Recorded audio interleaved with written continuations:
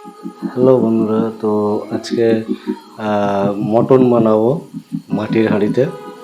তা আমাদের সঞ্জু বললো যে বাবা মটন বানাতে হবে, কারণ মটন তো রোজেরই বানাই, রোজের বলতে এক দুদিন ছেড়ে ছেড়ে হয়, আর আজকে মাটির হাঁড়িতে বানাবো। আর টেস্ট করে বানাবো, দারুণ টেস্ট হবে। আর আপনারাও বানিয়ে খাবেন, ওইভাবে দেখবেন খুব ভালো লাগবে। সঞ্জু বাবু বলছে হেভি হবে।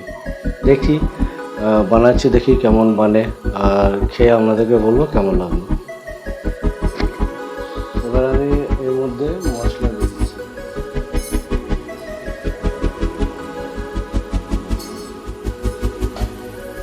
অনেকটা মশলা চলে গেছে, ব্যাস। তারপর এবার আমি নুন আর হলুদ অ্যাড করবো। আমি নুন দিয়ে দিলাম পরিমাণ মতো, হলুদ দেবো,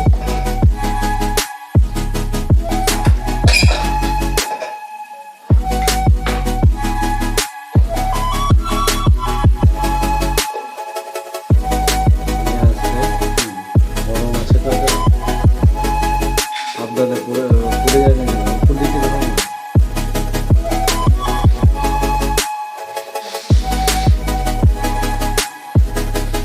অলরেডি আমাদের ফুচকো বসে পড়েছে থালা নিয়ে, হান্ডি মটন খাবে।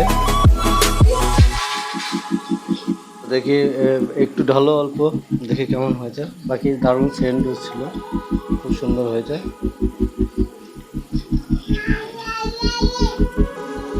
দারুণ আছে, দারুণ খুশবু আসছে। এতে ঢালো, থালাই ঢালো এর মধ্যে।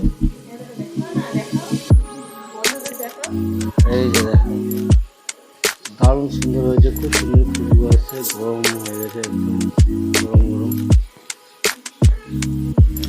তো আমাদের সঞ্জুবাবু খেয়ে টেস্ট করে বলবে কেমন হয়েছে।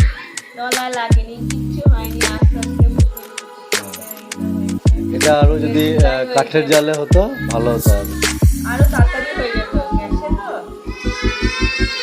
সঞ্জুবাবু কেমন হয়েছে খেতে? হ্যাঁ, এখন ফাটাফাটি। তো মাকে একটু খাইয়ে দেখি, তো মা বলুক কেমন হয়েছে। দীপু হা করছে, দীপু খাবে, দেখ দিস না, ঝাল ঝাল আছে, ঝাল লেগে যাবে, দিস না।